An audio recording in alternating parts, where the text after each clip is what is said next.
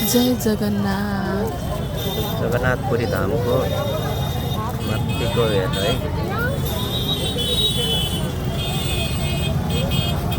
जगन्नाथपुरी दर्शन यहीँबाट भयो ल।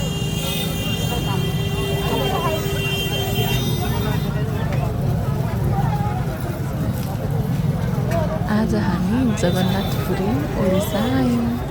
मन्दिर दर्शन गऱ्यौँ बाहिरबाट। त्यसपछि हामी समुद्रतिर गयौँ। बिच साइडमा बेच्न राखेको के खिच्दै गएँ। मलाई कस्तो रमाइलो लागिरहेको थियो, मेला बजार जस्तो रमाइलो लागेर खिच्दै गएँ। बालुवामा हिँड्दै गएँ। यस्तो हिँड्ने शङ्खहरू कति धेरै भेराइटिजको मालाहरू रहेछ। त्यसपछि हामी अझै उता जाँदैछौँ, हेर्दैछौँ कति धेरै क्राउड भनेर। कति धेरै भिडभाड, मान्छेहरू कति धेरै आएका। त्यसपछि म चप्पल खोलेर हिँडेँ अनि हामी हातको छाप बनाउँ न त भनेर बनाउन थाल्यौँ। त्यसपछि यसो यहाँ छलाएर बगायो। हाम्रो चप्पल राखेको साइडमा राखेको चप्पल पनि बगाइदियो।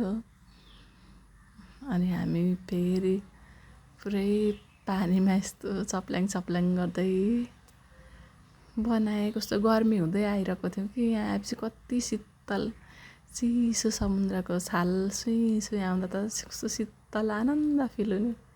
म यहाँ पुरा इन्जोय गर्दैछु। मेरो फर्स्ट टाइम हो। मैले समुद्र देखेकै थिइनँ अहिलेसम्म। अनि यहाँ देख्दा त मलाई कस्तो रमाइलो लागिरहेको, त्यहाँबाटै ननिस्किनु जस्तै लागेको। म मेरो भिडियोहरू बनाइदिन्छु, फोटोहरू खिच्दैछु। अनि उहाँको पनि मैले भिडियो बनाइदिएँ। गएछ छप्लङ गर्दै। उहाँ त पहिले पनि आइसकेको थियो, मेरो चाहिँ फर्स्ट टाइम थियो। कस्तो आनन्द लाग्ने क्या यहाँ त, शीतल हुने अनि निस्किनै मन नलाग्ने। घाम कति धेरै लागेको हुँदाखेरि पनि यहाँ समुद्रमा छिरिसकेपछि शीतल हुने, चिसो हुने। कस्तो रमाइलो क्या, निलो समुद्र। हाम्रो भिडियो खिच्दै भएछ। उहाँ चाहिँ नुहाउन पसिसो, म चाहिँ अहिले ननुहाउने, पानीमा बाहिर खेल्छु मात्रै भने। अनि मलाई छालले छ्याप आउँदैछ क्या। कस्तो मजाको छाल आउँदो रहेछ। मलाई त डर लागेको सुरुमा त छाल आउँदाखेरि त आउँछ अनि च्याप हान्छ छालले। कस्तो रमाइलो। त्यसपछि हामी टुइ हिँड्दैछौँ भिडियो बनाउँदै। छाल आउँदा कति रमाइलो लाग्ने क्या।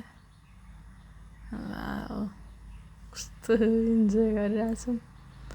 उहाँ अगाडि हिँड्छु, म पछि पाइला बनाउँदै पाइलामा हिँड्दैछु। अनि यता आयौँ। उहाँले चाहिँ म यहाँ बालुवाको के बनाउँछु, तिमी भिडियो खिच्देऊ भनिस्। अनि यहाँ शिवलिङ्ग रेडी भयो, मैले बनाइसकेँ अरे क्या। उहाँले चाहिँ उठायो भन्दैछु चढेर मान्छेहरू पुरै हिँडिरहेको थियो।